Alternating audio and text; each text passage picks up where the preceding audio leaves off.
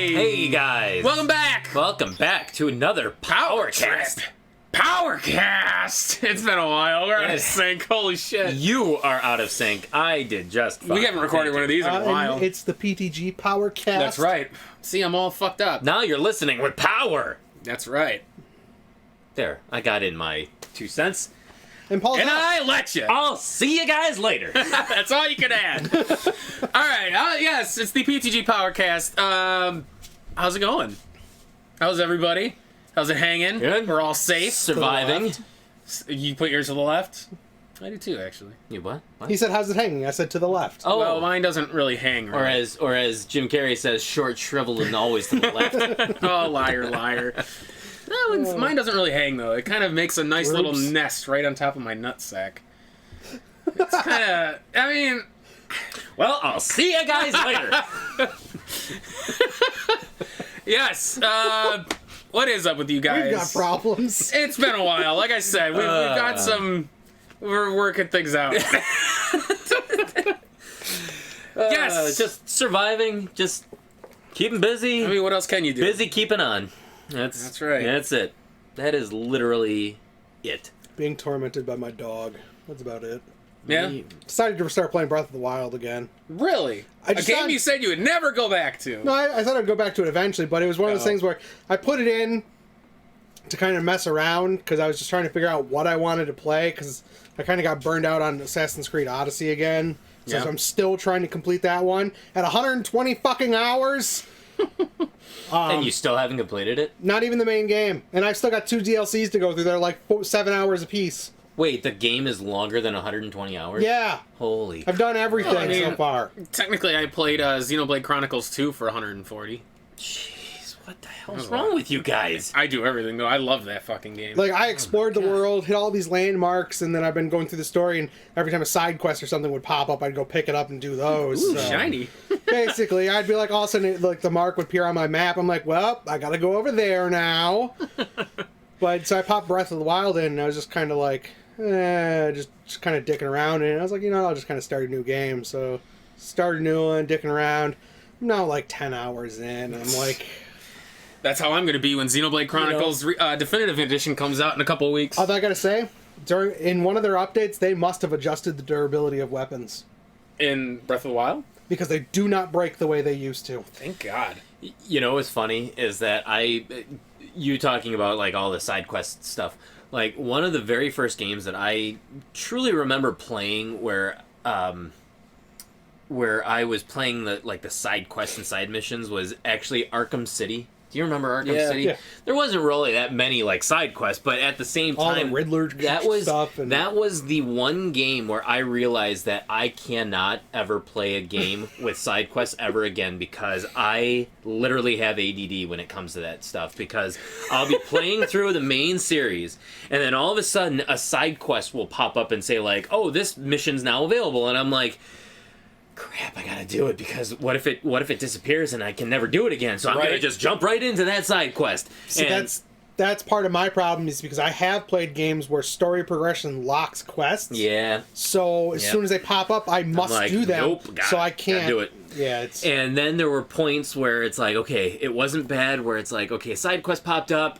I did it. All right, now I'm back into the main game. Then a side quest would pop up.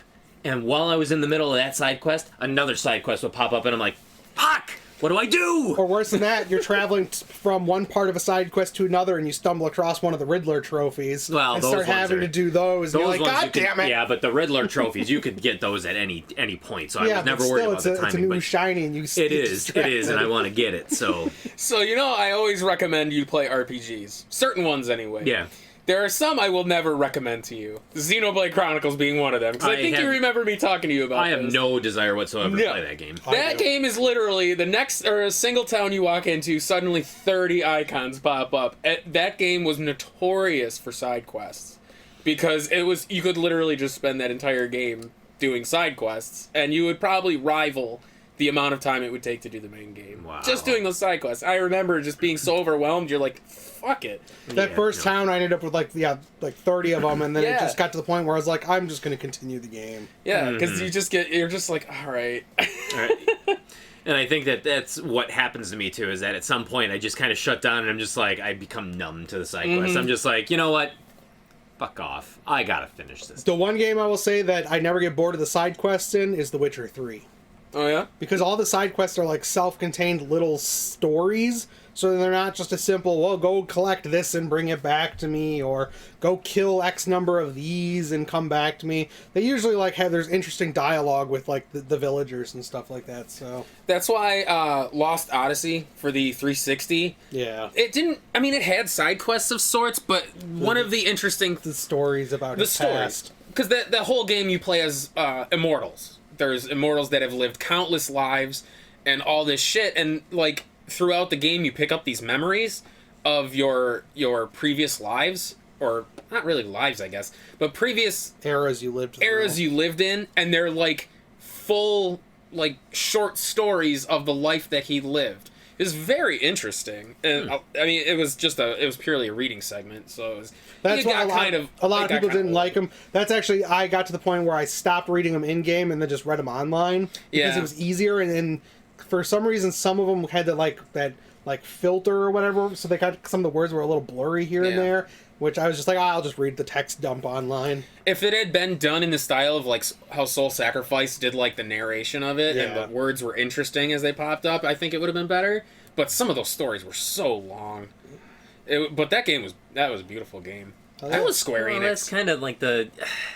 I think. I mean, by making the stories long, you kind of populate more of the lore and the history with it, and you make it richer. Yeah. But then one of the trade-offs of that is that they're so long and they take away from the game. So it's like, well, what do you want? Do you want one or the other? It's like, I feel like that would be a very hard line to balance on. And to be honest, another way they could have, they would have made them a little bit more tolerable is have them voice-overed, and then instead of just being a long scrolling thing of text, have flashes of images from that time period with the voiceover, so it's a little bit more engaging. Lost Odyssey was Mistwalker. Oh, okay, there we go. And Feel Plus. I don't even know what that is. Mistwalker did one of the Blue Dragon games, didn't they? Probably. I think they did the 3DS one or whatever it was. Yeah. Well, it was in Unreal Engine 3. Which, speaking of which, this episode will kind of be a smorgasbord, so it's kind of a... We're just going to jump around. We're just going to jab around for a little while and see where the wind takes us. Jibber jabber. But, speaking of Unreal Engine 3, they did a tech demo for the Unreal Engine 5, motherfuckers. Running on the PS5. And it is gorgeous. But Kevin and I had this discussion one time on the way to your house, Paul, about how people's conception of how, or perception of how graphics should be between the PS4 and the PS5, they think it's going to be this amazing leap forward. They think it's basically going to be like the PS2 to like Xbox original jump. Or I should say Xbox, like PS2 and stuff to like PS3. They think it's going to be that massive like generational leap. Yeah. I honestly don't see how that's even possible and why their expectations are there, because video game graphics are so fucking phenomenal right now. Yeah. That it's like the only thing that you have left to do is to somehow make it true photorealism. It's like instead of you playing a game, you're going to feel like you're watching a movie. Yeah, it'll feel like an FMV. Yeah. And we know how the FMVs all went back then. Oh yeah, Night Trap, anybody? But that's kind of where we got on this discussion of where can graphics go now? I don't know if graphics can make that big of a jump anymore, because after you have something that looks so realistic that it looks like you're watching like real time. How does it get better? Yeah, how do you get better than that? What do you do? That's like that gimmick. I feel Plug like it into the Matrix. That's like that gimmick TVs do, where it's the colors are so fucking vibrant. Your eye can't even see half of them. It's like, but it's there. You're like, well, if the eye can't see them, how are the colors there? What are you fucking talking about at this point? Yeah, if you can't see them, then how are you benefiting? If your TV is technically better than the human eye, how can we, as viewers of the TV, tell that it's better than the human eye? I feel like that's the human brain does make shit up though, because like magenta's not a real color, right? But you can still with TVs and like electronic displays, brown cannot be made because like because they are the RGB like LEDs that make the colors. Brown is not a color we can make with like light. The only reason, like, all the browns you see on TV and stuff like that are actually dark orange with other brighter lights around, colors around them. To make it appear darker. To make it appear darker, so your brain interprets it as brown. It's a color palette. But it's actually orange. Yeah. But it's still, like... Bet you didn't know that. No, I did not know that. All I know is that in the original Psycho, in the shower scene... Chocolate syrup. They used chocolate syrup. Because it ran better and it cleaned off in the shower. It did. And it looked just like blood in black and white. Yep. But that's one of those things. It's just like, I feel like it's kind of one of those, it's like a buzzword, or like, it's essentially like a marketing gimmick. It's like, honestly, well, it's always been the marketing gimmick, even since, like, the Nintendo era. Like, literally 1985, when people were talking about 8 bits, and then the Super Nintendo was going to bring you 16 bits. What does the average person think of that? It's like, I don't know what the hell a bit is, but this has got double the bits. Just like the blast processing. It's gotta be better. It's gotta be so much better. It's like, that's literally what it is. I mean, people have always been aware and wanting graphics, even though they don't know. Like, they don't know what goes into it or what's necessary. Well, I feel like that's always been the attainable goal ever since, like, even the Atari. Is at some point we want to be able to make graphics that are discernible to real life. I feel like that's always been the goal. That's always the direction graphics have tried to achieve. You know what I mean? And that's kind of where I feel graphics can get better. Is when in a game, anytime it goes from gameplay to cinematic, there's no difference. That, to me, is the pinnacle of graphical capability as far as the consoles can go. See, but to me, I think also, too, and one thing that you may end up hitting on, but the game L.A. Noire, to me, that was when video games hit the pinnacle. Is because of the fact that you actually had facial animations in there, and to the point to where the facial animations were so clear, so you knew exactly what was going on, that you actually had to be able to read those facial expressions in order to tell who was lying and who wasn't lying. Like, to me, that's still one of those... You've hit the pinnacle right there. I still don't think that's been rivaled yet. Because now you're actually showing human emotion, and it's showing it really freaking clearly and really that you can actually tell if that fake person on screen is lying to you or not. Yeah, and I feel, well, they've kind of used that as a benchmark, but a lot of higher end games now use a lot of facial animation. But now they're, because L.A. Noire, while it had great facial, the bodies looked like shit. Oh yeah, everything. You can always tell from the neck down it looked like garbage, but that's because they needed to put all their resources into the faces. Well, not just that, it was the size of the world, so they were cutting like resource costs other places so they could have the high fidelity faces so you could see that sort of stuff. But now, as years have progressed since L.A. Noire, they've kind of retained that facial animation shit, but now they're starting to come up with the bodies. Like, even look at the FF7 remake, how beautiful, like, the faces and stuff look when they do some of the up-close. They don't move quite the same way as L.A. Noire's do. Not in the gameplay. In some of the more cinematic areas they do, but... it's such a good blend between the body and the detail of the body and the clothing and the face. Like, it's almost indistinguishable between them. And it looks gorgeous. Like, that game was very beautiful. But I know exactly what you mean. I just feel like, people should have already been talking about that back then. When that was the pinnacle, where it's like, oh my god, that was a big selling point for the game, was look what we did. It's like, where can graphics go from here if they can look this crisp and clear? Yeah. Well, actually, I think the graphical jump at the beginning is definitely not going to be as big as people are expecting. No.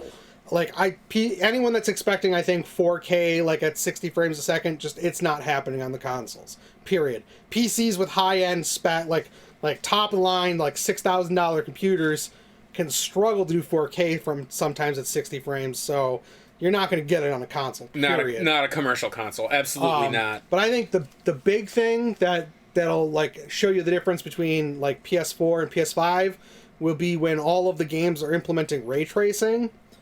So that's it's an engine it's a mathematical thing, so basically light bounces around the way it naturally does, instead of being like, here's a light, here's the spotlight, like, this is where it illuminates, and then they go in and hand in and like color out all the other stuff.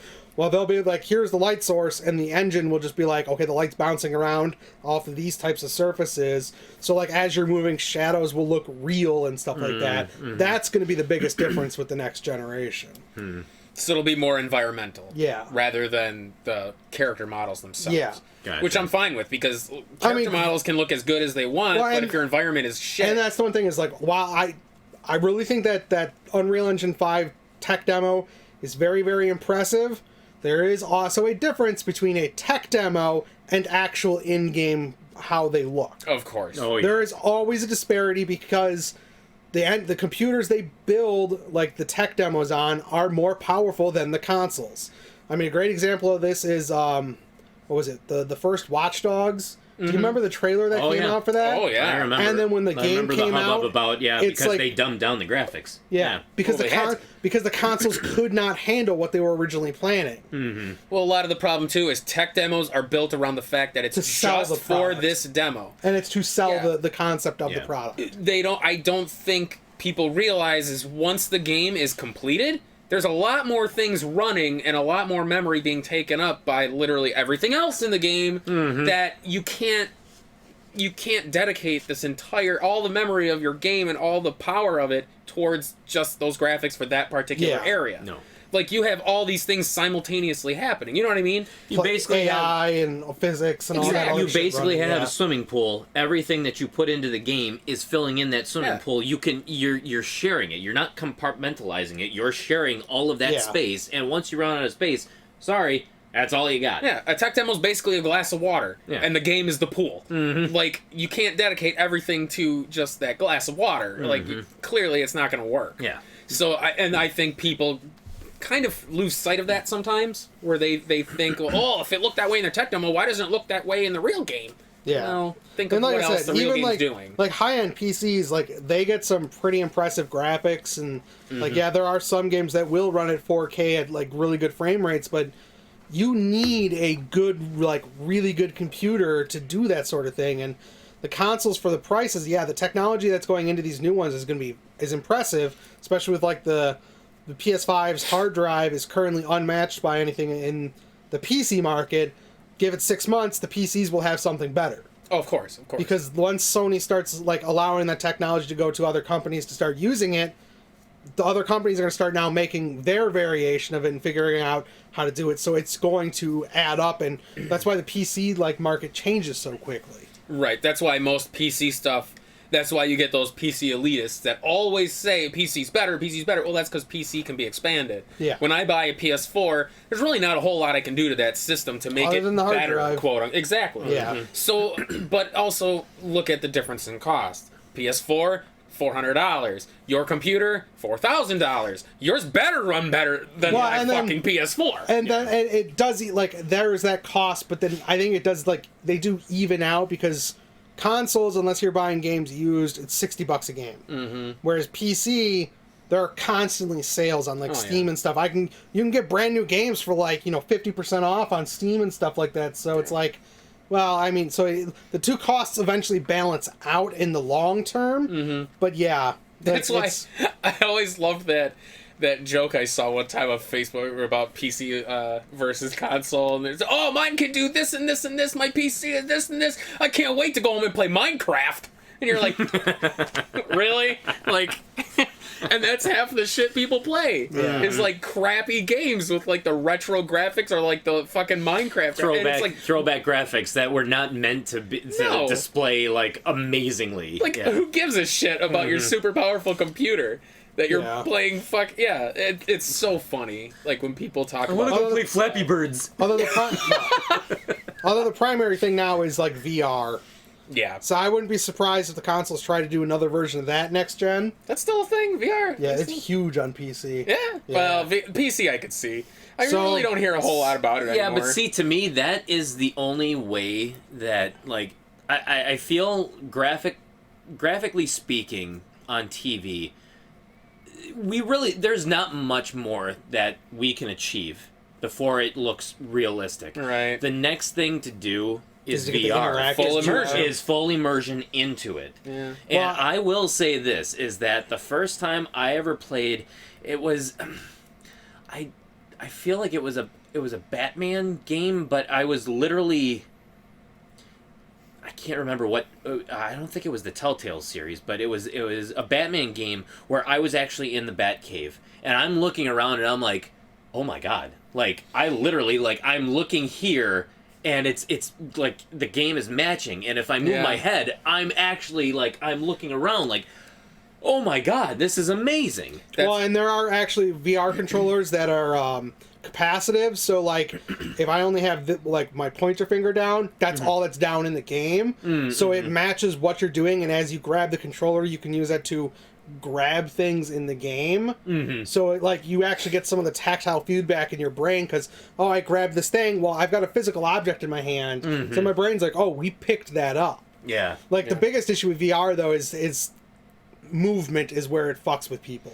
Right, Oh, because yeah. a lot of people it's that jumping instead of Well, no, the they have games and where they have the still- smooth walk and stuff now, but there's a discrepancy between your brain's like, okay, we're walking, but then like the fluid in your ear is like, we're not moving.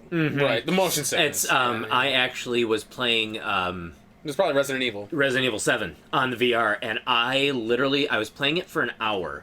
The starting part of it was playing for an hour, and I must have been sick to my stomach for the next like 45 minutes, hour, because it's like the sudden jolting movements, but then also too like the fact that it's like I'm walking and I'm looking and it's like it was messing with my mind, and I'm like, I don't know if I can actually, And that's why like can't do this. You have the different companies that are developing, like there's this like smooth pad thing where it's basically a harness that comes up and holds you up so you can walk and your feet basically slide on this like smooth surface. Yeah, so your brain's like, oh, we're walking. Yeah, no, it's like a treadmill kind of. Yeah, no, it's totally like what was that? Ready Player One, where they basically put on the suits and they're walking on like a treadmill or something like that. Well, they started developing. There are omnidirectional treadmills now that they're developing for it too. So yeah, you'll basically have a harness that holds you up to the ceiling, so that if you fall or anything, you're not going to fall. But then the floor will shift depending on which way you're walking. But no,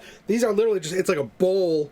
And it's just smooth plastic. You wear socks on, and your feet slide on it like a slick floor. Like you've like run and slid across the floor before. Of course I have. Yeah, now just imagine doing that, but you're hooked up to a system I've so done that that you're in my walking. underwear too. And with the music playing. Yeah, exactly. Yeah. Yeah. He doesn't get the reference. Yes, I do. I know what that is. Okay. Come on, I've watched that movie. Yeah, rock and roll. I'm surprised. I hated it. No, that's graphics. That's our Way take to on. add. That's our Way take to on this. add. I've been adding the whole time. I've been on the whole time.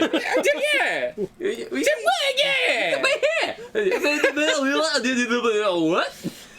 But that actually, that's all I got on the graphics, I guess. Yeah. It'd be interesting to see It's the PS4. it is. I'm Now- actually considering getting PS5 at launch. I'm not sure. Like I said, there will be eventually after developers understand the hardware better and their limitations. Yeah, we're gonna start seeing like bigger jumps in graphics. I mean, look at early PS4 versus end PS4. Right. They're not the same. PS3 was the same way. And then so like launch titles, they're going to be like marginally better than what PS4 is.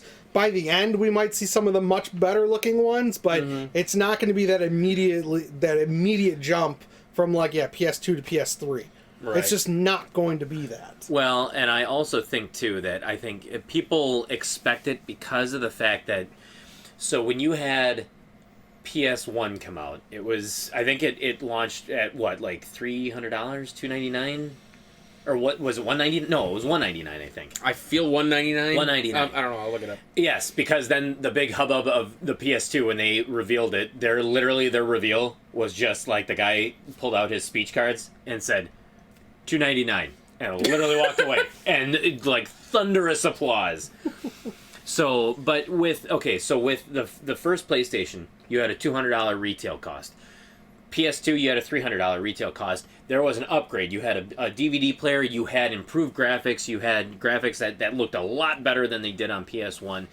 PS3, you jumped, what, $299 was the PlayStation's initial cost at launch at American retailer.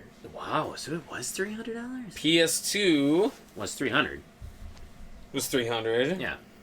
PS3 was that jumped. PS3 was $600. Yes. So and here's where I'm getting with that is PS4 that was $400. yes. So PS3, so PS2 to PS3, you had a humongous jump in graphics. It looked so much different. Yeah. But you also had that price and jump, so $300 to $600. So it's like, okay, you better woo me if I. Yeah, it better be worth it. If I paid $300 for your last system and now you're charging me $600 for this system, you better damn well make it worth my while. Of course, a lot of the thing with that too was the fact that PS3 was a Blu-ray player. And at that time, it was the cheapest Blu-ray was expensive as fuck. It was. Like, I remember the Blu-ray player themselves were about $200. They were more than the PS3. It was more than the PS3. Oh, was it it was really? like $700-800 The done for a Blu-ray player when it Oh, I first had came no out. idea. The PS3 was the cheapest Blu-ray player Yeah. on the market when it launched. Which is why a lot of people bought it. Oh my god, that's amazing! It's I never ridiculous. realized they were that expensive. That's why they Yeah. sold as well as they did at the beginning. Well, that well, It wasn't the gaming crowd that was snatching them up. No, it was- A lot of other yeah. people were snatching them up, and the gaming crowd was struggling to get them. It was, Mm-hmm.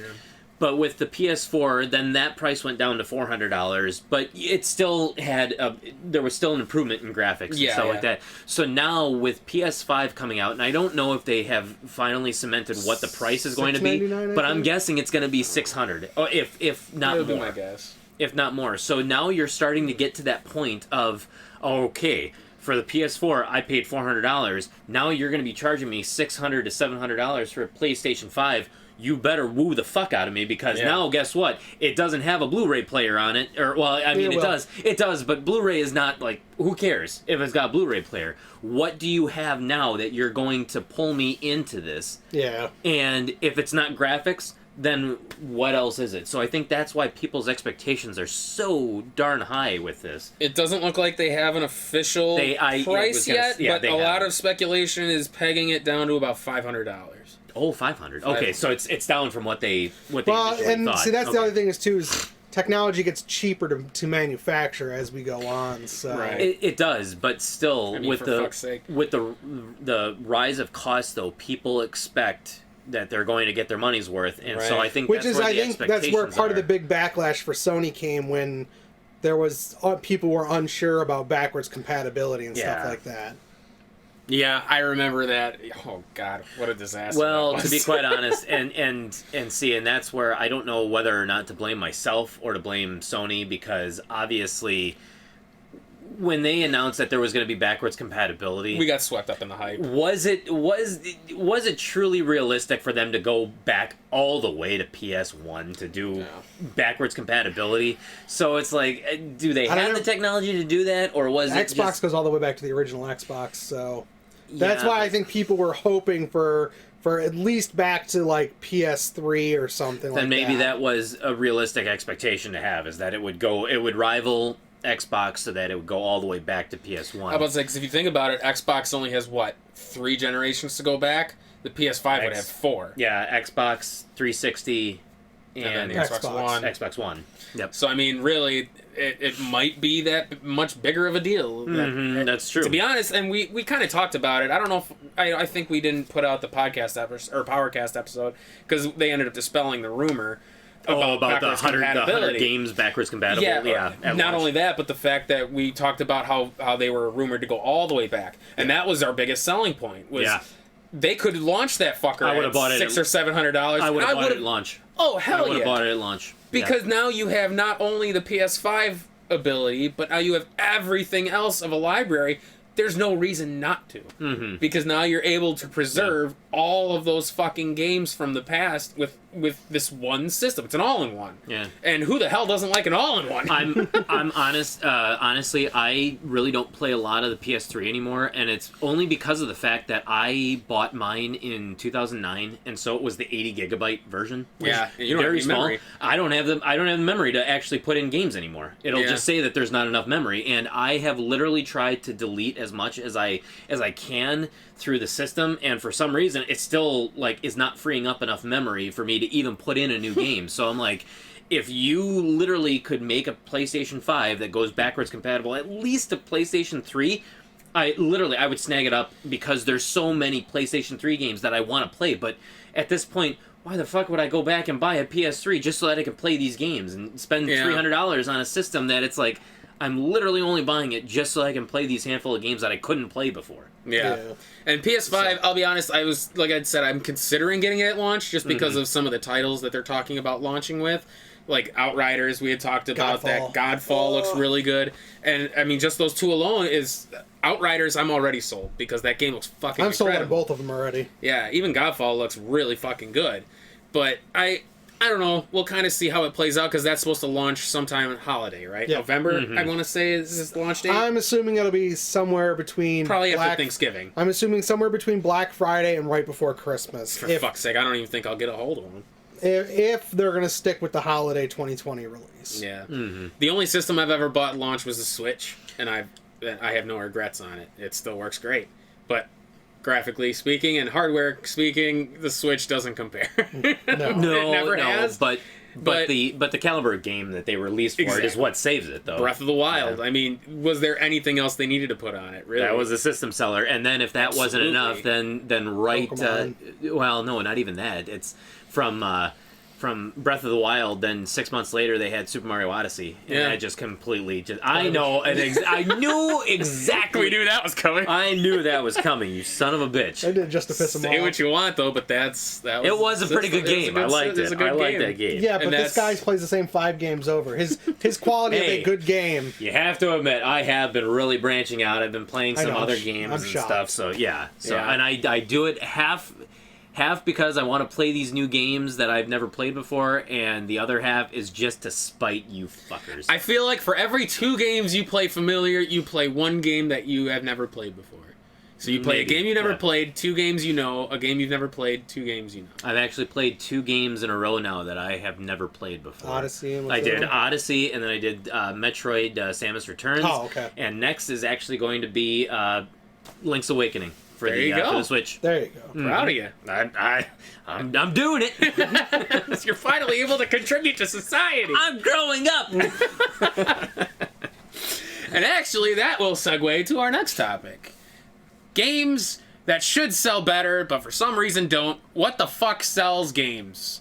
Because, like you just said, you played Metroid Return of Samus. For anybody who doesn't know, that was a remake for the 3DS of Metroid 2. Which was originally the original Game Boy. A lot of people never played it because back then it was kind of weird to have a game go from the NES to a handheld in terms of continuity for a story. Yeah. There really weren't a whole lot of IPs that I can think of that did that. The only game that I can think of is actually, and it was the opposite way. It started on the Game Boy.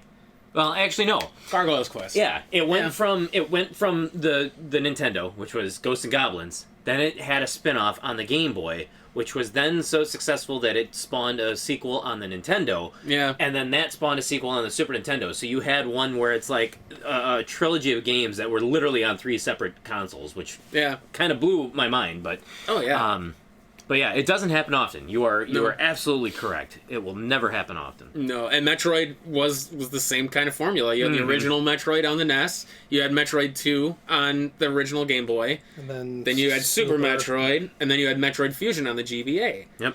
And I mean, you had Zero Mission 2, that the remake of 1 they did for the GBA as well, which was still really good. It was a remake of 1, and then it added in the whole, like, I would say the last, like, 15, 20 minutes was all original material.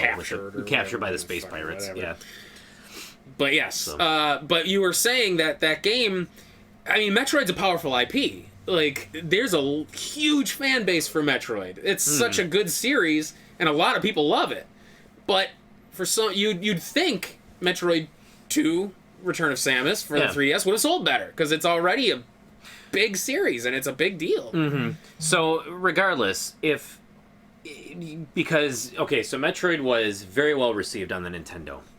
Super Metroid was really well received. Phenomenal. People will not even just put it in their top 10 games on the Nintendo systems. Yeah. They will put it in their top 10 favorite games of all time. It was fantastic. I would say 9 out of 10 people who had a Super Nintendo had Super Metroid. And if you love a game like Castlevania Symphony of the Night and all of that Metroidvania, you actually have Super Metroid to thank for that. Because without Super Metroid, you would not have had a game like Castlevania Symphony of the Night, and then you wouldn't have had all these different clones, and then this whole genre in and of itself. Right. So, Metroid is a very well-known IP. Even if you haven't heard of Metroid 2, because it was on the Game Boy, and it kind of came and went, and it was put in between two just absolutely phenomenal, groundbreaking games.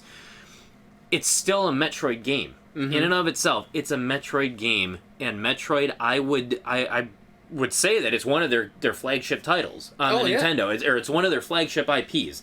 You've got Mario, you've got Zelda, you've got Metroid, you got Mega Man. Like, that was one of their main flagship IPs. Yeah.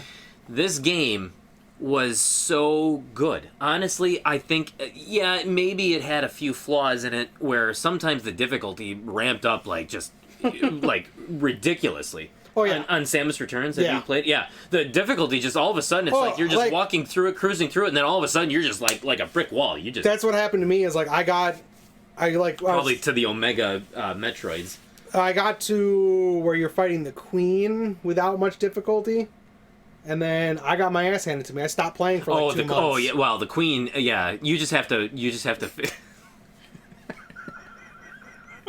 Keep going. Yes, you're right. I actually didn't. I never finished Samus or the Metroid 2 on the 3DS, but I did finish the original one on the Game Boy. So I have played. I played through the entire Metroid 2 on the Game Boy, and honestly, as far as the Game Boy game goes, that was phenomenal. Like, I could not believe how much they packed into a single game on the Game Boy with the limitations that they had. And so when I played Metroid Return of Samus, I'm like, this game is so faithful to the original, but yet it adds that element of, like, it is more of like a Super Metroid-ish experience, but it still keeps the core... It keeps the core material of the second game, like all the enemies that you fight, which are all the different kinds of Metroids, the Alphas, the Gammas, the Omega Metroids, and then the Queen Metroid at the very end. And then, well, they throw another boss at the end of it. I won't spoil it, but they throw another boss, which you can probably see coming because it's a staple of the Metroid series. But it was so well done and so balanced where it really was a throwback to Metroid 2, but yet it had that Super Metroid spin and a really just a nice sheen over it. I know it added that parry system to it where you could reflect stuff. It did. And so it added a new element to it, which I know they did kind of utilize a little bit more in certain fights.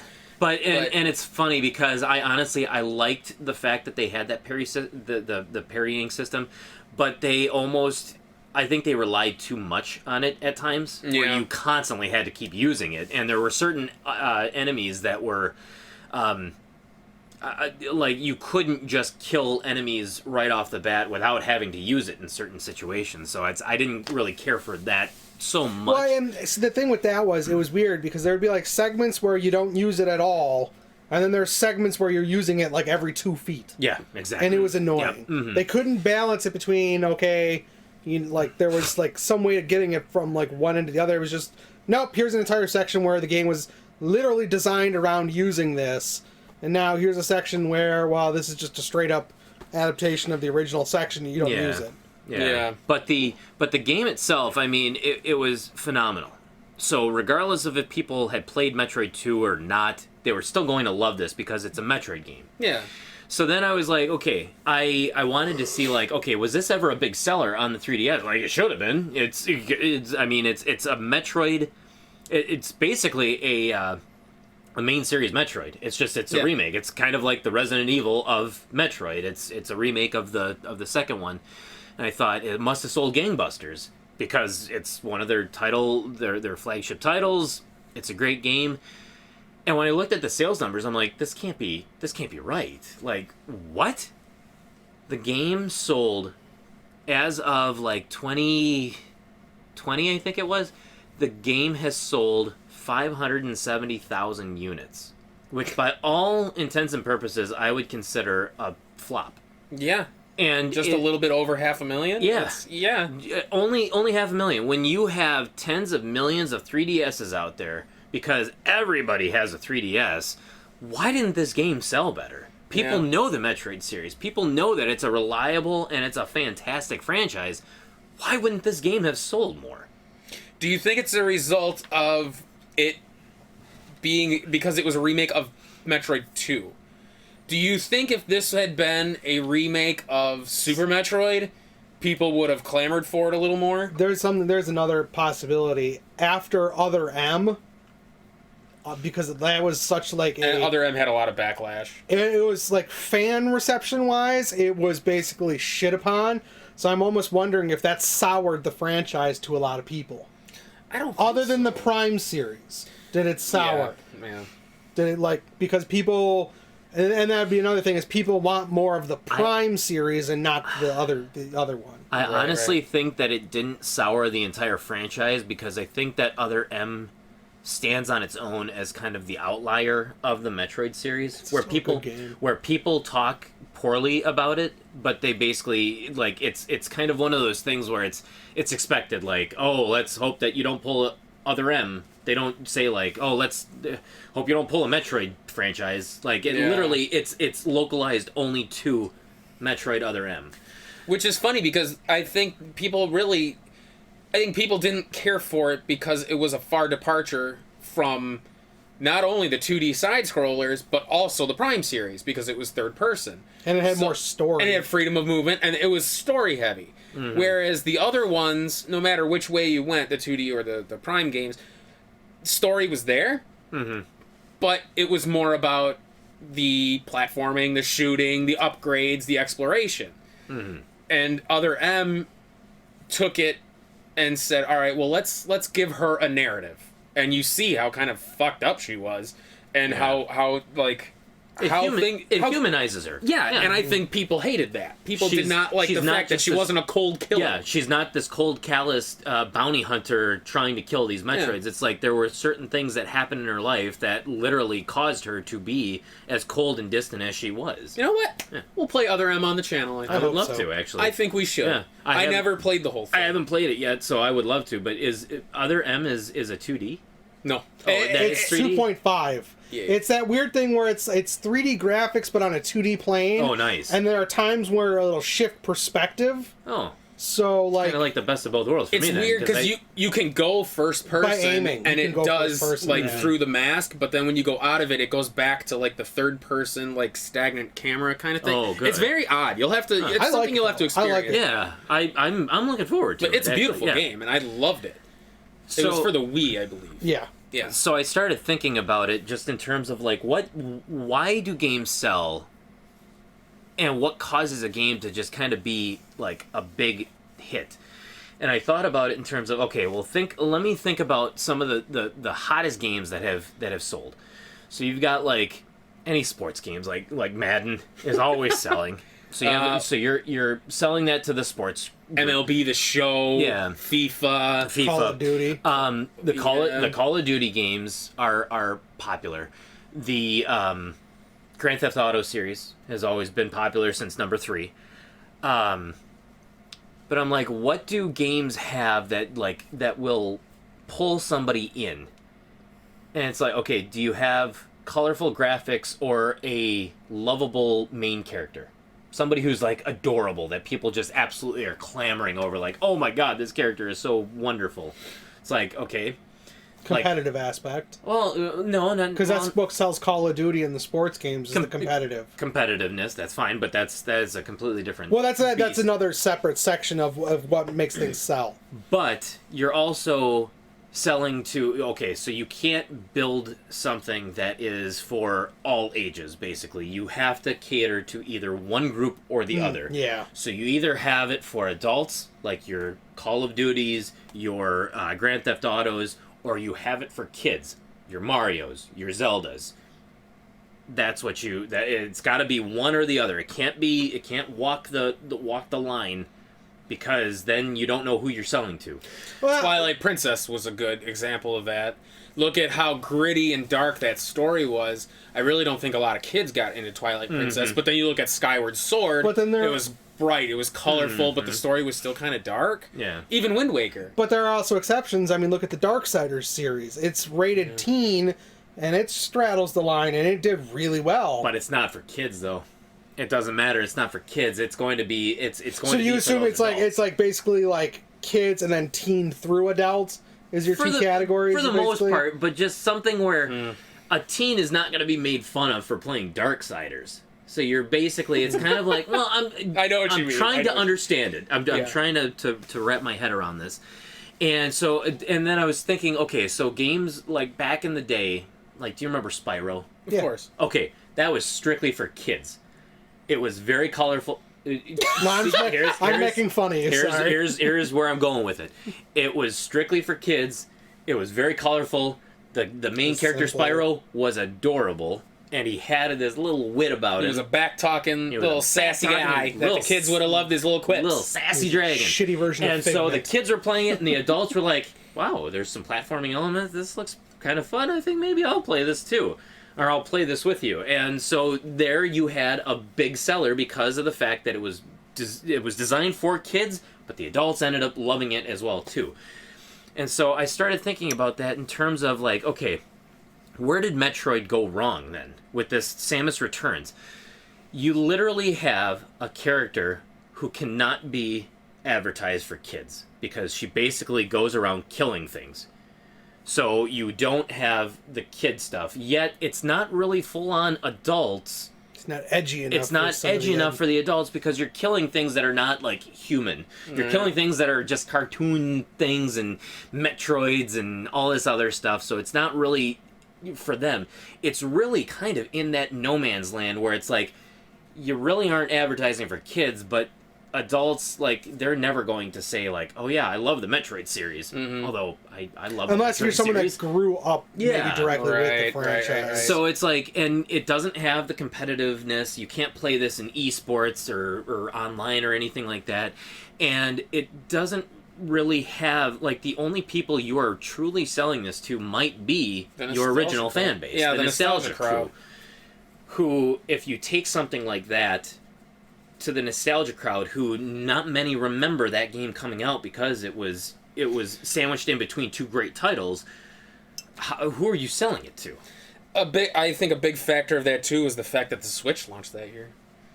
The Switch launched March 3rd of 2017. Samus Returns came out in September that same year. Oh, so it you sure already did. had Breath of the Wild. You already had that's Super true. Mario That- Odyssey. yeah. See, you now also it- already had Now it titles. makes I would love to contending see with them. it. I would love to see them port that over to the Switch with a slight upgrade. Absolutely. That would be amazing. Now I it think makes a it lot would more sense. definitely because, and we kind of talked about this. Was it a stroke of bad luck for them that they launched this game near the not the tail end necessarily? But I wouldn't even say it because most of the people in March when the Switch launched Couldn't get it. They couldn't get it, and so Right. they were waiting, clamoring for November or so maybe December they weren't when paying attention to everything else that released, and Yeah. they were focused solely on trying to get a find the Switch.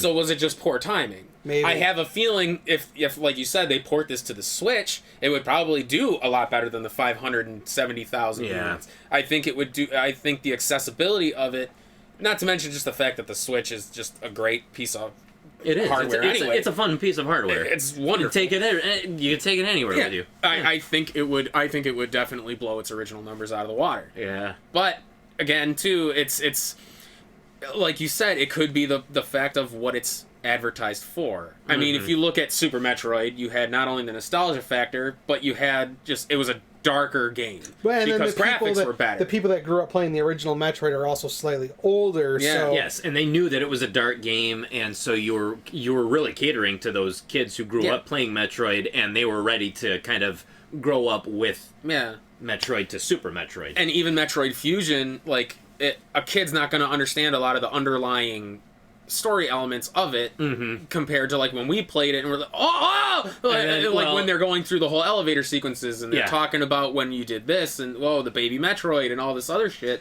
and she's referencing things that even throwing in the SAS. So it's like it almost even threw in like an element of survival horror into there too, because that SAS, I'm not gonna lie, it scared the shit out of me, especially when they put you in positions where it's like you had to avoid it or you were so close.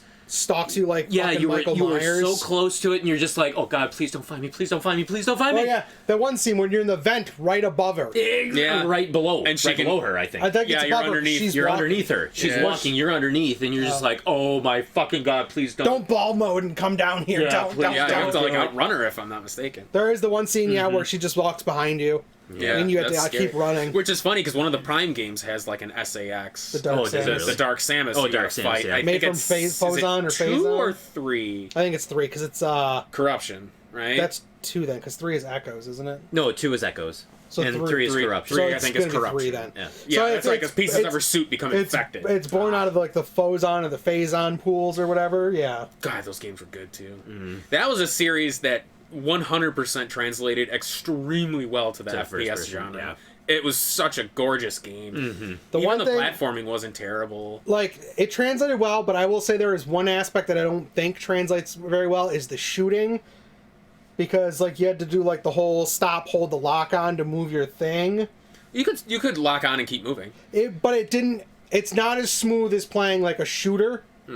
So like once they can merge where it's as smooth as playing like a first-person shooter, and still having the excellent platforming, I think that's when that one will hit the peak for that series. I think it depended what platform you played it on. Because I have the Prime trilogy for the Wii, you can aim with the Wiimote at all times. You don't have to come to a dead stop. I know on the GameCube you had to come I played to a the stop. GameCube. Yeah, I version, played the GameCube version too. I think I'm not quite sure. I might have to plug that one in again and see, but I'm pretty sure with the Wiimote you could just aim wherever you wanted, or you had to hold a button or something. Well, see, I remember having to hold the button to get the reticle to pop up. Maybe you and did. Then, but like once they get so you can move and shoot fluidly, and then keep the really good platforming they had, I think that's when that series will take off to like a completely different level. Hopefully, Prime 4 will do that, because I'll be honest, when they announced that they were doing a Prime 4, I got giddy. I love the Prime trilogy. I thought it was beautifully done. I would still prefer a Metroid 5, to be honest. I think both. I'm about to say, you call me greedy, I would love both. Well, and Prime isn't developed by the same group that does the mainline Metroid, so they could do both of them. But to be quite honest, I really think that unless they release Metroid Samus Returns on the Switch and see that the numbers go up, I think the chances of having a Metroid 5, it's never going to happen. I honestly don't think it's going to happen. Yeah. But it's just so sad, because I mean, what do you think that with how games sell, like what games sell like Minecraft and Fortnite, Fortnites and all of those, like all those arena games and the online games and shooters, Call of Duty and stuff like that. And actually that touches kind of on what go ahead. Sorry. No, I was just going to say, like, what do you think, like, what's going to happen to games that play on the nostalgia versus trying to just imitate there will always what's be out the now? niche for them. I think there will always be that niche. But actually going to, like, why certain things sell and don't, I think it's between, like, fickle fan bases. Because Zelda's franchise is a great example of it. Zelda 1 was considered great. Zelda 2 came out, people hated it. Link to the Past. People loved it when it came out. People loved it when it came out. Well, okay, but it was regarded. Well, yeah, but and then like after it was regarded as shit. When Link to the Past came out, then all of a sudden it was the black sheep. You've noticed that with like every Zelda games, like the next one comes out and like, well, it's either shit or people are like it's amazing. Pretty sure at the time people loved Castlevania Simon's Quest as well too. Yeah, they loved that when it came out. So you got that. Zelda necessarily falls in it because after Link to the Past was just unanimously loved by everybody except me, apparently. Yeah, Ocarina of Time was still loved. Yes, Majora's Mask was kind of the same way Link was, where they liked it at the time, and then it kind of started. But like I said, it's the fickleness of the fan base. Yeah. But then the other thing that kind of goes into why games sell and don't is annoying trends within the gaming industry. Absolutely. Like, there wasn't, like, a whole lot of, like, competitive, like, shooting games, and then, like, Call of Duty took over. Or, well, technically, like, Quake was, like, the early, or Unreal. Unreal Tournament. Unreal But then, like, but then, like, yeah, Call of Duty got big, so all of a sudden, tons of games were doing competitive shooting. Then, like, PUBG got big. So then all of a sudden you have all of those Battle Royale type games now. Dark Souls sold them, like the original Demon Souls sold really well, and then all of a sudden every game is copying that formula. So it's one of those things where it's the same thing in the movie industry where people just about to say it's just like the movie industry. Where people like there are these trends that all of a sudden they hit, and everyone and their mom has to do that same trend. Paranormal Activity. And then found footage shit was like the biggest thing because it goes back further than that. Oh no, Blair I know Witch that. was I know that, but it's just because there was more before that. Because if you look at the trends in slasher movies, for well, you got God's sake. slasher movies, then you have the natural disaster movies that were huge for a long time, which resurged back in like the 90s again. Yeah. When like Dante's Peak and Volcano and all those types of movies came Independence out. Day. So yeah. and then you have the alien movies, and then you have like, and it goes in zombie movies. Zombie was a big phase for a long time. It still is. It's still really fading because the Walking Dead numbers are dropping. Like hopefully they continue to. I'm so sick of goddamn zombies. But like, so yeah, you get those trends where everyone gets stuck on doing something. So then like they're afraid of trying something new. But then one like developer will do something new, and it'll catch on and become the new norm, and everyone will copy that, and it keeps doing that cycle, and that's part of why games do or don't sell. And it's annoying. Shovel Knight. I was just about to say that. Shovel Knight with the fucking pixel art. Shit, Shovel Knight resurged the retro graphics. Exactly. Yeah. Were there others before it? Absolutely. Were there some after it? Of course. Yeah. But once Shovel Knight blew up into prominence, you started seeing them. It was one after not another. Just that, it's shifted. There was a big shift towards, okay, what are indie developers actually doing? Not just, let's use these graphics, but all of a sudden it's all these groups of, one person or a small group of like 10 developing shit, and everyone's like, oh my god, look at all this stuff. So it's one of those things where it's like, it's easy to do what you want to do when there's like 10 of you and you're not answering to a freaking board of directors. Yeah. So like that's sort of like weird trending in games. And the current trend, which will actually segue into our other topic, is remakes. Well, I actually had something before that, because you're speaking of trending, because when you mentioned Call of Duty, I remember those original games had campaigns to them. There were single-player stories. Yeah, there were single-player stories. And World War II. As like the all franchise of them. went on, you started seeing less and less content of the campaign and more on the PvP. The campaign was basically a training for, this is how all of our stuff works. Now go play the multiplayer. And then that started to phase into other games of that genre. Like, look at Titanfall. That game had zero campaign. It was literally Titanfall 2 had a campaign. Well, yeah, Titanfall 2 did. But there was no PvP, or no PvE in the original Titanfall. It was just strictly just like Call of Duty. Yeah. Yeah, and then now, like you said, the arena shooters, and you have like PUBG and Fortnite and all those like Apex Legends and shit, where now like the squad-based ones, like Overwatch. Yeah. So you're right, trends in games tend to influence that kind of shit. And it depicts what sells, and there'll be games in those in the waves that don't sell. There's always going to be someone that loses out, no matter what you do. Right. I mean, look at when WoW exploded, and all of a sudden all the other MMOs started coming out. Yeah. Well, when you're the one that basically is the crest of the wave, not everyone else is going to be able to keep up with you. Just to not to kind of derail this, but derail the Powercast, and for fear of sounding like an idiot. Well, what is PUBG?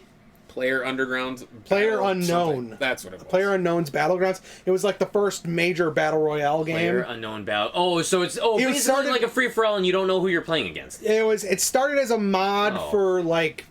I want to say it was like Arma or DayZ. Is PUBG just like the type of game, or is that actually... No, PUBG it's literally... Because it's called PUBG. It started as a mod by a guy whose name was Player Unknown. Like, that was his tag. Oh, gotcha. So it started as a mod where he took an existing game... I want to say it was Arma. I feel like that sounds right. So they basically took this, like, military sim game. He made this big mod where...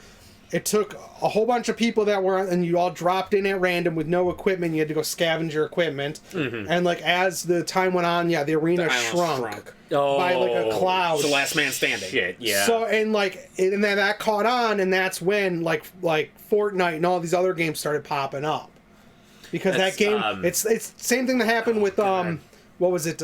Had the mod for Half-Life, Team Fortress was a mod for Half-Life, and became so popular it became its own game. Yeah. What was it? Oh god, what was that? Just a recent game that did that where the battleground shrunk. There's been a lot of God, it's like a really well known one that didn't really that didn't sell the way that they were intending it to. Oh god, it's not Ark. No, it's not Ark. I'll know it the second I hear it. But there's a lot of games that have kind of taken that formula and shifted it towards like the what do they call it? The asymmetrical survival, where it's the one guy's the big bad guy and everybody else teams up to like Friday the 13th. Yes, and was it Ark or is Evolve? Is it Evolve? Something like Evolve. That? Evolve's another one where or the Predator one that came out. I think is like so that too. One of them was The Calling. No, not The Calling. That's not what I was thinking. It's an arena shooter. I was like, I know Soviet played a bunch of them, so I watched his shit. There's a lot of games though that kind of that whole trending in gaming really does affect stuff, and that's so funny because I really literally funny. almost bought Friday the 13th on the Switch, and then when I realized that it's literally only an online player where you team up with people, and I'm like, I literally looked it up and I looked at how it plays, and I'm like, nope, I'm not buying it. Because I thought it was a survival horror, and I'm like, no, it's not survival horror. If you're playing with other people, and I have seen videos of like people playing that game, and the people who are on your team, they'll fucking sabotage you just so that the guy can get like all the kills and stuff. And I'm like, nope, I want no fucking part of that. That's actually my buddy plays Dead by Daylight, I think it is, the horror themed one. Yeah. That game's been around for like 4 years already, and it's still amazingly strong. Wow. They're about to get, I think, Candyman into it. Oh, nice! Wow. So like they constantly get new like heroes. Like Ash is one of the heroes you can be, like Ash Williams. Yeah. From Evil Dead. Yeah. So like they're constantly bringing in new stuff, and that's one of those asymmetrical games where one person's the villain and everyone else is trying to accomplish tasks to escape. And that one's been going amazing, so... Well, see, the biggest problem with the trends thing is when games try to tack it on. Like, there have been a lot of games that release where it's... They want to do their own thing, but they want to tack on the trend. You know what I mean? Like, what game was that? There was one that did... Actually, like, Dark Souls and them kind of did it, too, where they tried to keep a multiplayer kind of feel with it, with the whole, The invasion bullshit, and even... I hate to say it, but, like, even Division kind of does it with the Dark Zones. That feels tacked on. Like, that's not necessary. You know what I mean? Like, it just adds a PvP aspect in a game that, to be perfectly honest, doesn't need it. Apex Legends. It is Apex Legends? That's what I was thinking. Okay. Oh, yeah. That's the one I was thinking of, where it's after a while you can play in, like, a battle zone. Right. Like, after, like, every 3 minutes or something like that, it shrinks down. See, I haven't played... if you get caught in the border and stuff like that, you'll take damage. Yeah, you'll it poisons you over time. You'll take damage really fast, so you'll die fast. Get you... So you gotta get... so you have to get to the center. Yeah. Apex Legends. It's basically a forced time element to keep people from hiding. To keep people from hiding. Well, and some of those maps are so massive that when it gets down to only a couple of people, if you're allowed to have the full access to the map with 2 people running around, you'll never find each other. So that's like Halo. That's why they do that shrinking area. Yeah, so that it's not like a 3-hour game. It's only literally a 15-minute game. Yeah. Mm-hmm. Which is kind of cool, I guess, in that sense. Because I'm not into it. Well, I guess because in my experience, I would probably die, like, literally within 5 minutes. And the last thing I want to do is wait 2.5 hours to fucking start a new game. Well, and at least it knows you can just, as soon as you're dead, you can quit out and go join a new one. Yeah, sure. Yeah. That's why, like, there's a lot of those games that interest me. Like that wizard one one. wizard, yeah, Spellbreak. Yeah. Looked really fucking cool. You play as wizards, but again, it's It's a battle royale. Battle Royale. But like you can mix spells and do all this cool stuff. It looks like such an amazing system, and they're wasting it on a fucking battle royale game. yeah, and like Overwatch, I've always been interested in because I love a lot of the lore of the characters and the story, and like May. Or whatever the hell, she's fucking adorable. The ice one. Yeah, like the story behind a lot of the characters and how they ended up there is really cool. But then that I one's look also at different because it is Blizzard. That's true. They're known for making amazing lore that doesn't always make it into the game. But they always do those awesome videos to tell you about all the characters and stuff. And I know so- Cassie's huge on Overwatch. Yeah, she's the Mercy. Yeah. But it's like, and I want to try to get into it, but I just know the second I'm forced to play with other people, against other people, it's going to completely, like, downgrade my fun. Because take away the fun. people are going to take it too seriously to the point where I'm not that good. Destiny did it with the PvP. We had this discussion in the Looter Shooter episode. Just people in PvP settings are generally not great, which is why I'm very excited for Outriders. And that's one of the things with like PvP. There are only, like, from my experience, there are only two categories. You have the casual people who don't give a shit, we're just there to have fun, or you have the people that take it so fucking seriously that you stub your toe wrong or something, they're sending you messages about how you shouldn't fucking play anymore, or you go kill yourself, and it's like, dude, it's a game. Get the fuck over it. Unless you're making money, shut the fuck up. Yeah. Which is why, like I said, I'm very excited for Outriders, because if I'm not mistaken, they're going pure PvE. Yeah, with I think the it's cooperative. It's a story-based game with drop-in play, I think. And I love the cooperative type games. Those are that's my jam right there. Like, that's where I think a lot of those genres shine. Which is why even Overwatch interests me, because it's a squad. I like that idea of having teammates. But Working together. exactly, and I'm always for that. But yeah, you're right. Honestly, that's why I loved Uncharted 2 had an online mode called Survival, and it's literally just you and two other people against like waves of enemies, 10 Call of waves of Duty's done enemies. that with zombies. And I love that. I hate playing online against other people, but when you're working as a team, it's just the whole dynamic is so much different. It really, really is. But yeah, that was my sidetrack. But so, like you were saying before I sidetracked us, The current trend is like remakes. Or remastered. This entire generation has been about remastering the last gens. But now we're also getting into a big phase of full-on remakes. Yeah. Resident Evil 2 and 3 were remade. I'm about to say, I wonder what kind of started to kick that off. Because, like, I'm trying to think of what the first remake was for this gen, and I can't... Yeah, but Resident Evil was basically remade. I think Resident Evil 2... Resident Evil 1. for GameCube. For GameCube. Resident I'm Evil talking 1. about this generation. I mean, if we're going that way, technically GameCube would have kicked it off because Metal Gear Solid was remade Twin for Snakes. GameCube. Yep. Right. Resident Evil was remade for GameCube. Yep. Yeah. So, like, Medieval was remade for this generation. Yep. Spyro. There's a Crash Bandicoot. Spyro's back. Technically, it was a reimagining, but Silent Hill Shattered Memories was technically supposed to be a reimagining of the first one. Right. So, but like you said, this PS4 and the Xbox One it was the generation of remakes and nostalgia. And remastered. Well, a lot of remasters at the beginning. That's pretty much, remasters. But like near this tail end, it's been a lot of full-blown remakes. I mean, FF7 alone pretty much clinched the remake kind of idea and mindset, even though like Resident Evil 2, I feel like the RE2 remake was kind of where I was first like, holy fuck, they're redoing the game from the ground up. Like, that's incredible. And I feel like that's kind of where it's starting to go. So I think what is causing that trend, or at least my take on it, is that with all of the indie developed games that can be developed for so cheap and very little overhead, and they don't have to do, like, they basically can do whatever they want to do, and they don't have to answer to any big companies. And they're finding a lot of success with these games. Oh, hell yeah. With some of these games, some of them may fade into obscurity, but some of them, like Minecraft is a great example. The dude sold it for like what, $1 billion or something like that. Over that.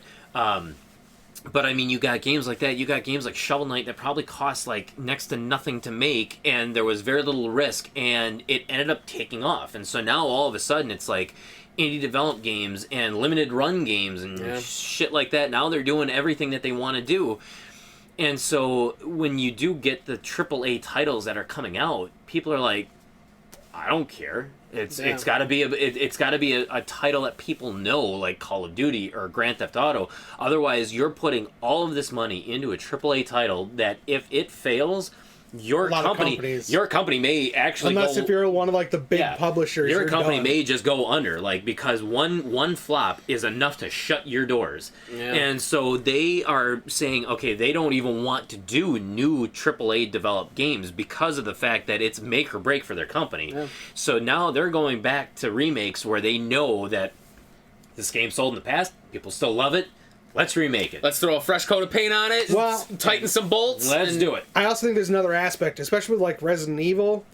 There is talks that part of the reason they remade 2 and 3, and then potentially are remaking 4 because that's the rumor for the next one, is that they are basically altering the game, like the story of the games, just enough so that when they do the new one, these ones were basically advertisements and getting people refreshed on the story for the new one. For RE8? Yeah.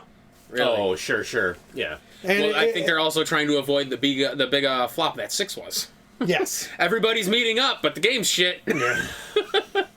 But then again, they lost their roots along the way. Yeah, but you know what though, even if they're using the remakes of 2, 3, and 4 they were still good on their own. As a precursor, they're putting them out and they're knowing that they're selling millions of copies. And they're doing it because they know that. They know they're going to make money, but it's also 8 is a flop. Then it was still saved by the remakes that came before it. Yeah. So. Right. Well, and it's also a way for them to probably test their new engine. Yeah.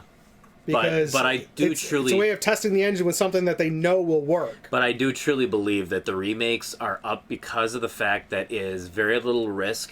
Yeah. They know that they already have a client base for it, and that... People have been asking for remakes of those since the remake of the first one. Exactly. People have been asking for them. So you know what? Let's give them what they want, and we know it's a safe bet, so we're going to do it. And I think that that's why a lot of the remakes have been happening, is because it's a safe bet. They're playing it as safe as they possibly can. Yeah. Well, and then you have the other end of the spectrum with like Final Fantasy VII's remake, where they are, from appearances, they're telling a similar story on a familiar backdrop with alterations. So it's almost like a retelling from somebody else who also embellished. Yeah. Yeah. That's the way it kind of feels. Yeah. Is like our dad telling us the story of Final Fantasy VII, and then we're telling our kids Final Fantasy VII, but you know how stories work. It's a telephone it's like game. the telephone game. Yeah. Where the message is lost along the way or changed. Yeah. And that's kind of how this feels. Or to a point, I suppose. Yeah. So then my question would be, what was the last several games that were sold, or like AAA developed games that did not have games that came before it? Like, what brand new games? Are you talking like full on brand new IP, or full on new IP games in a series? No. New IPs. Apex Legends, did that come from somewhere, or was that basically? No, but it's set in the world of another one of their games, and I can't remember. I wouldn't surprise How did it sell though? Because I think free. it was. Oh, it's free. It's a free where you can buy skins. Oh, gotcha. So they're supported by the cosmetic microtransactions. So yeah, it's a free. And they make a shit ton of money doing so. Of course they do. So, but what other brand new IPs have come out like in the last 2 years? And were they flops or were they big? Astral Chain, and it did amazing. That was a very good one. Who did that for one? the Switch? Switch. No, what company developed it? Platinum Games. I think Platinum. I think I don't know how. they did Bayonetta and stuff like that. I think Oh, it was. okay, gotcha. So they had a little bit of a history then. Anything else? Nier Automata. No, that's technically part Nier of this. came from something else. Trying to That's think. a good fucking I'm trying to question. think of stuff I've been playing. Because even Point the ones I'm looking at are all continuations of story. Like even Xenoblade Chronicles, the definitive editions are just a remaster of the first one. Yeah, that's actually a really good question. I'm trying. My problem is I've played so much that my Code brain's... Vein, I suppose.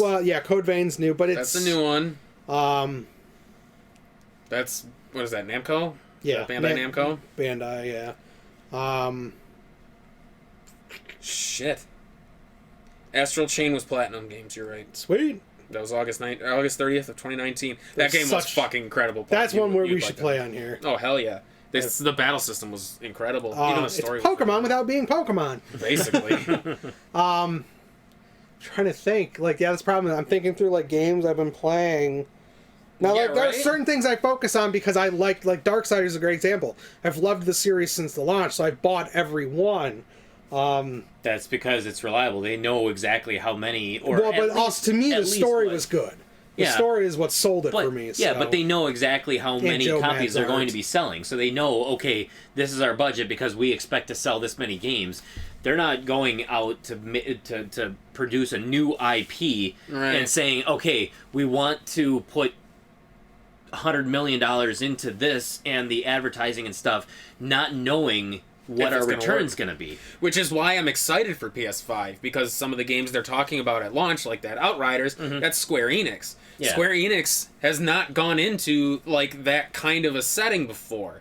Deus Ex, while yes, it was first person, it's not quite the same as, like, how Outriders is going to be. Outriders kind of feels like Destiny, where you have, like, a fire team, and you're fighting PvE. Yeah. You know, whereas Deus Ex, I think you only ever played against, you were only ever yourself. I don't think there was a multiplayer aspect Yeah, to it. so a couple that were done this generation, The Order 1886. God, that was launch. Yeah. That was launch, and I heard that game was shit. The game and the launch, story like, were PS4 launch? good, but Okay. they fumbled on some of the execution. Yeah.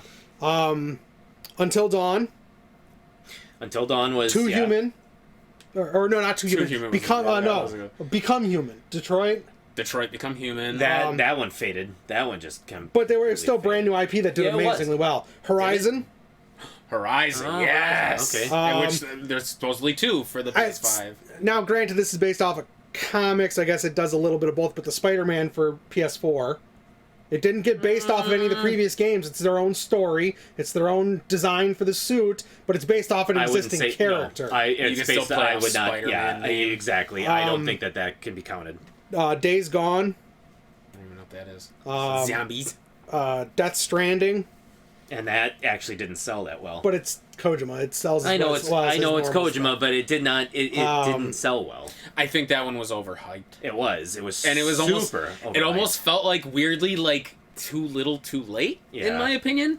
Yeah. Let's But like, see. But the fact that we had to look up games Yeah. tells you all that. But needs to be again, said. the other thing is like we play.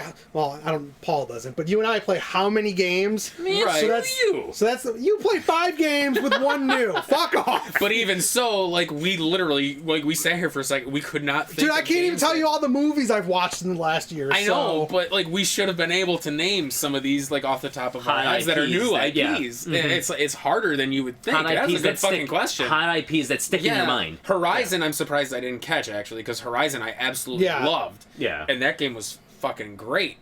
And But that- I'm just saying yeah. though, the fact that so few games really kind of capture or have a huge following from a new IP, it happens so infrequently. It is not like it used to be. No, which is funny that you mentioned it, because Horizon lost out to Breath of the Wild for some game award for I can't remember what it was. It was a game of the year from some game award, but Horizon ended up losing to it because Zelda sold better. Which because is funny guess because why? It's Zelda has a history. Yes, and it does. when it comes down, It's when reliable. when it comes down to it, Horizon was a better game. yeah. Through and through, it I was remember better you than, talking than about how Breath of the much Wild. better it was, Yeah. and yet it was kind of panned and. It wasn't so much panned. It wasn't panned, it was- written off. Oh, passed off. God damn It it! was How did I passed not off. think about that one? Control.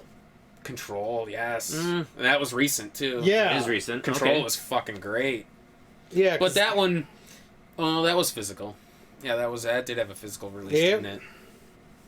Was it for PS4 and? That's the one we and- started Yeah, playing. no, I know that, but was it for PS4 and Xbox or just PS4?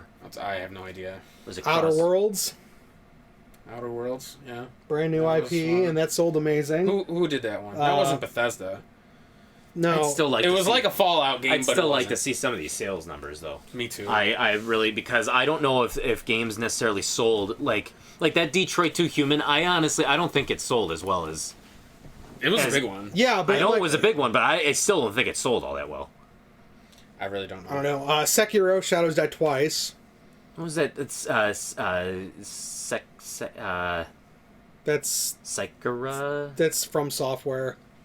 What is that? Sekiro is the Sekiro, yeah. It's Shadows Die Twice. It's their ninja game. Yeah, that Wasn't was it basically just Dark Souls? No, I played a lot different. Did it? Did it? Yeah. Okay. I remember people talking about that a lot. No, yeah, I was gonna say When that first Bloodborne originally, but I'm like, yeah, it's technically just Demon Souls. It pretty with much the new was. paint. And to Yeah, be it honest, I liked Bloodborne better than any of the Dark Souls, Demon Souls games. And you got shit like Dark Untitled Goose Game.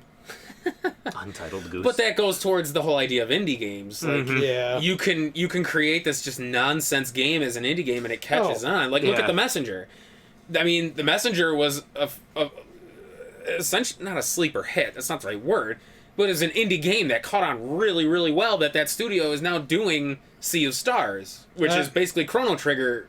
Another one Inspired. Another one I just thought of. I mean, it's like Spider-Man, where it kind of straddles the line is Jedi Fallen Order, where it's a brand new IP as far as a game series goes, but yeah, it's still Star Wars. Yeah, I can pull from the Star Wars lore and name recognition. Well, and it was also setting up new stuff of what happened. This was all like in the way that Force Unleashed originally was it was considered part of the story, and then Disney kind of said no.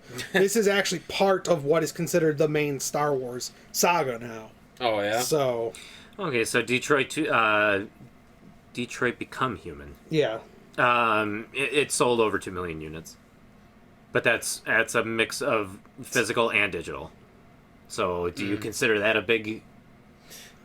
Well, Yeah. was the 570,000 units for Metroid, was that just physical? No, it's that all was sales. I think that was all All sales. Yeah. So, I mean, yeah, you can still consider it. Well, because you got to remember, a lot of people don't necessarily buy physical Not anymore. anymore. Yeah, that's You true. do have So- to kind of take And a those lot of things indie into games consideration. don't get physical; they're only digital. So you can't necessarily, if you're going to say digital's but I out, guess- then a lot of indie games are already out because they don't do anything but digital. Shovel Knight was originally only... All PC sales Yeah, would I basically remember have to that. be cut because Yeah. they're only digital. But then again, I mean, you had games like I just like back in the day, like Resident Evil 2, that sold like 5 million copies. Mm-hmm. So I mean, And that was just physical. and that was just physical because they didn't have digital or anything like that. So it's like, Yeah, but also the difference too It's is almost like like profit is production time versus like stuff is different nowadays. yeah, but now it's almost like comics, where it's like comics actually, like back in the early 90s, like that was their heyday, like where, I mean, multiple comic books were selling over 1 million copies. Yeah. Like, X-Men #1, when it launched in 1991, sold 8 million copies. No comic has ever come close to that number. And especially nowadays, like, a hot comic sells maybe 90,000 to 100,000 copies. Jesus Christ. So That's it's a huge nothing. difference. It's nothing like what it was No. back then. And I wonder if this is almost kind of like the same thing, where it's like the numbers nowadays will never be anywhere close to what the numbers were back then. Yeah, I almost... That's an So I don't know. interesting- Yeah, so I don't know how to say, like, is 2 million Well- units a good? And amount. again, here's the other difference: is a lot of like the high-selling games, PUBG, the Call of Duties, they're not a game you buy, you play once or twice, and then move on to something else. It's ongoing. It's an ongoing, constant. Destiny's a great example. What do they call it? It's a living game. Yeah. I think they call them, right? Something like that. There's games a name as a for it. service. Yeah, but I thought there was a name for it, where a game that it's sold over constantly 3 million. refreshes. I thought it was called It's a games living. as a service usually. Is it? Yeah. Yeah, where they view the initial investment and then you constantly get new content and stuff like that. But that's like you're right, Destiny, where it constantly refreshes with the DLC. there's and new stuff, everything. and that's the big thing. Is like a lot of these games are ones that, yeah, you don't just play through the story. It's not like playing an RPG where you play through the story. You've played through the story. Right. It's you keep going. There's new stuff to go grinding after. There's new levels to compete at with the PvP and stuff. So people don't just buy a game and move on anymore. Yeah. But unfortunately, that leads into the problem, especially with Destiny, where somebody like me who spent Boring as fuck. 60 on the first one, and then what, 20 or 30 for the expansion, then 20 or 30 for the next expansion, and then by that third expansion, now they're making released an them all. all-for-one for $60. Yeah. So I just spent $140 on something that some schmuck now is getting Free. for $60 or Yeah, for less he's than getting, half the He's cost. basically getting the get the- game and then the expansions for free. The game is free.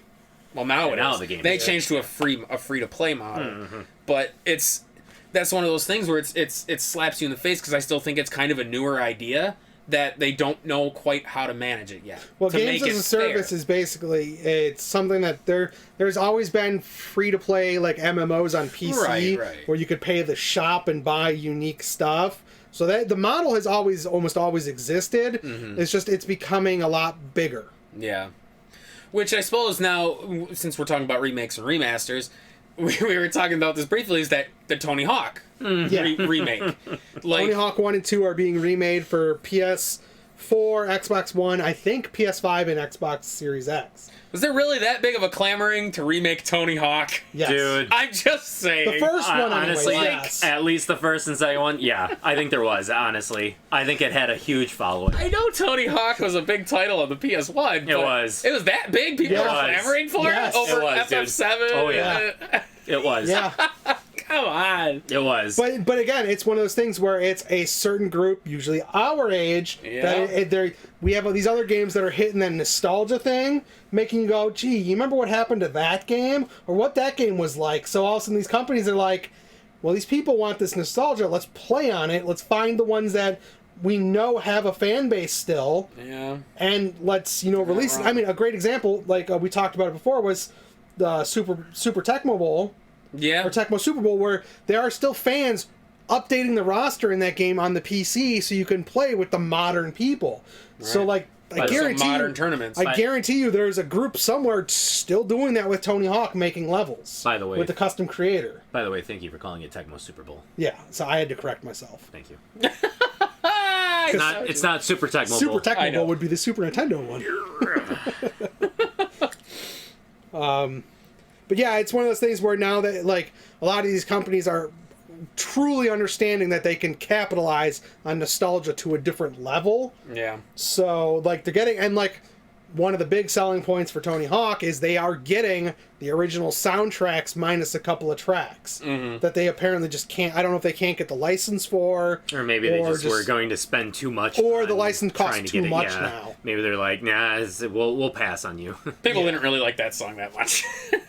Well, the one that kills me is the Anthrax Run DMC one or whatever. and all I need in there, which I think it is one of the songs that's going to be in there, is the one. It's I think it's called Superman, and I freaking love that song. I put that song on loop when I would play that game. Yeah. And that'll be part of it. Is if they include the course creator. Level builders are huge nowadays. Oh, yeah. So could you imagine, like, it's going to be on, they're probably going to have the ability to upload levels so people can make Mario Maker-ish. custom skate parks and upload them and have people doing stuff. That would be neat, actually. That's kind of a cool selling point. And they have online co-op play from what they're talking about, so you can skate with other people. Cool. So, well, Like, who gives a shit? yeah, but it's one of those things. It will sell for a certain demographic, though, because of that. I guess. But that just... Skating with somebody else feels kind of arbitrary because, like, you're not going to see them. Hey! Nice 900! It's just like, who gives a fuck? You know, like, there's no goal you're trying to accomplish together. Unless they do. Well, unless something, there's but it's- competitive, they add some sort of competitive stuff. Yeah, but like that- the first that is person to kinda do funny. X trick or to get a certain number of points. Score Like, more points against the Yeah. other person within the time limit. Yeah. Yeah, I could see that. But it's the idea of that made me laugh. Oh yeah, For some I reason. chuckled when I read it too, so don't worry. But that's speaking of, like we were talking about, this generation was the generation of remakes and remasters. Do you think PS5 and Series X will move away from that? I mean, we're already kind of seeing it with the launch titles of the PS5 that we know of. Yeah. So it's like I kind of feel like, or at least I'm hoping, this next generation will be like, all right, well, we've done that now. Because like Paul said, you're always going to have those people that take that same formula, but do something different enough to start a new trend, I guess. Yeah. So like with Square Enix doing Outriders, it's a genre they've really never penetrated. Like, will we see other developers start going into different genres and being like, hoping- let's give a try in this arena? Like, I think a big tell will be at the beginning is how many games we see. Well, and I suppose they really won't have to, because with it being backwards compatible to having the PS4 like legacy mode, where you're going to be able to play PS4 games, I don't think they're going to have to remaster as many games to bring them over to PS5 and stuff. So I think with knowing that, they're going to focus on making the new stuff to sell the better stuff. Because, like, as you're falling behind, the newer technology will eventually start showing the limitations of the older technology. Oh, yeah. So That's why I feel like we were talking about FF7 being a one-for-one remake. And how I had said I don't think it would have done as well as it did if it had been a one-for-one. Because with the jump in technology between PS1 and now the PS4, like, I almost would have felt miffed if they just said, well, let's just redo this same game with, you know, updated graphics. It's like, well, we've kind of already been here. Like, you have to do something to impress me with this, you know, but that's a whole other topic. But yeah, I can see that. But I'm hoping they don't, with the PS5, look back and be like, oh, let's just start bringing this shit, and let's do this with this, that's and, my and big we end up worry with with some of another these- generation of remakes. that's my big worry with some of these groups, is like some of the companies, is that they're just going to be like, well, it's just cheaper for us to port this over to PS5 and do like an upscale on it. Well, I'm I hoping... played that game last gen. I don't want to buy the same. Now, there are certain games, like, I can sort of seeing it work for, but, like, at the same time, well, why focus on something we've already done? Let's keep moving forward at this point. So here's a good thing to talk about. 2019's top 20 best-selling games of the year in the United States: Call of Duty Modern Warfare, Yeah. NBA 2K20, Madden NFL 20, Borderlands 3, Fuck yeah. Mortal Kombat 11, Star Wars Jedi Fallen Order, Super Smash Bros. Ultimate, Kingdom Hearts 3, Tom Clancy's The Division 2, I'm really surprised Kingdom Hearts was not on there. Yeah, it was for a while.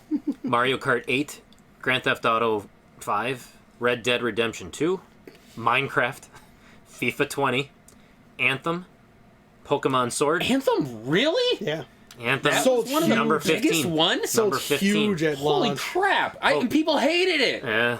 Pokemon Sword, Resident Evil 2, the remake, Luigi's Mansion 3, Days Gone, and Super Mario Bros. U Deluxe. So in 2019, you had only, Anthem and Days Gone as completely original IPs Yeah, that made that list. you're right. Yeah. That's it That's for 2019 crazy. in the United States. And you wonder why there are so many remakes nowadays? Sorry, I think I just made my fucking Well, point. and again, it's companies don't want to take the risk. They don't want to take the risk. Yeah. That's why, like, I wouldn't mind PS5 and them, instead of doing remakes and remasters, doing continuations of series.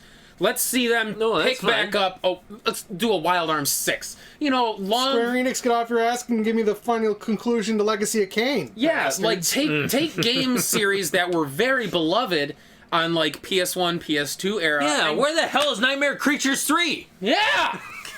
I'd be okay with that, actually. Yeah! I'm not kidding. People love Nightmare Creatures. Of course they do. Like, you know, just game series that really, like, they were loved, but for some reason were never picked back up. So, I mean, Breath of Fire was one that it Oh, came yeah. and went with PS1 Oh, and yeah. PS2. Like, there was nothing after I don't know why Dragon Quarter. you said Breath the Fire, my mind immediately went Fire Emblem, but I'm like, no, wrong series. Clock Tower? The Clock Tower Yeah. series stopped at 3?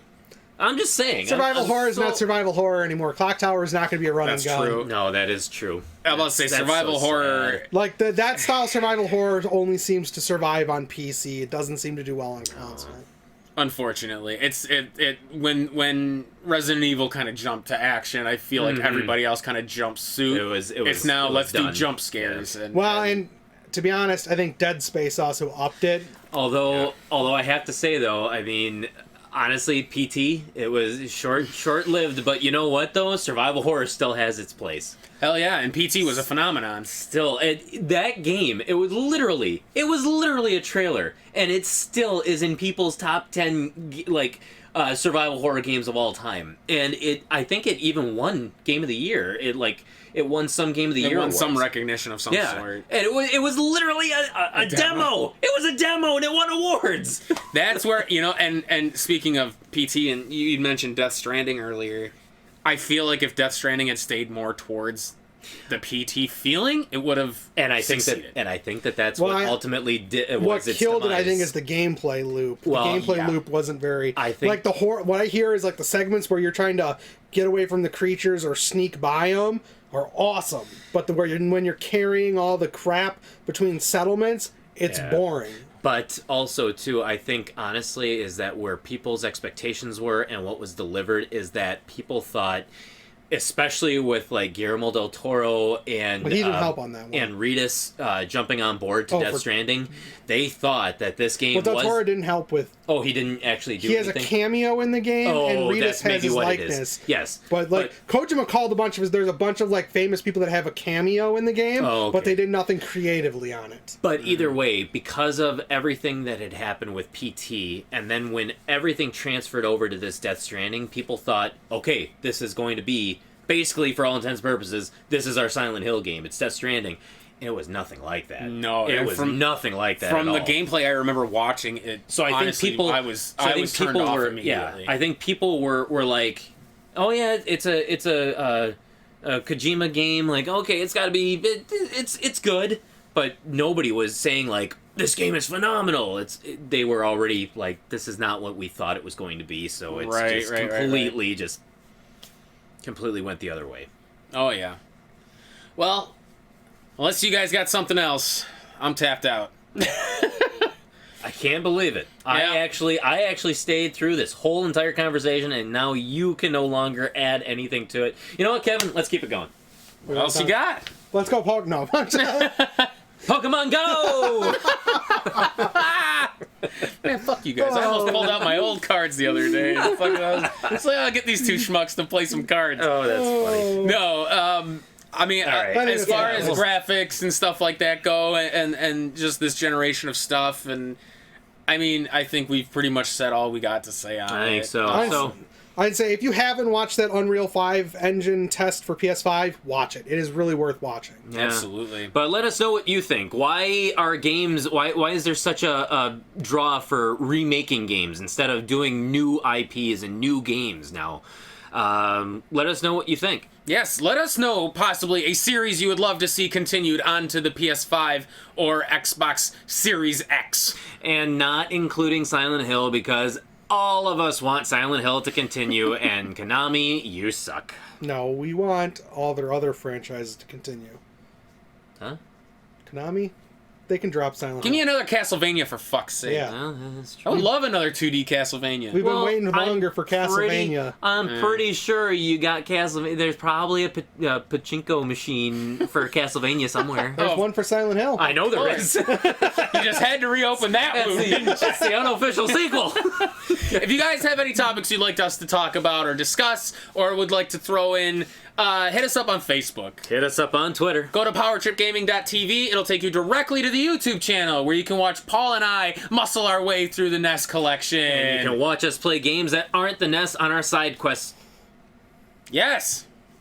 You could go to iTunes or Stitcher and look up the PTG Powercast if you're watching this on YouTube. Because I also post our episodes there of the Powercast. Yes, so that you can listen with power. With power. And that's all we got. That is it. I'm out. I'm just kidding. I don't know. You're always checked out. I live here. If we had a time clock for how often Paul's here, 5 minutes. 5 minutes, and then he's punched out for lunch.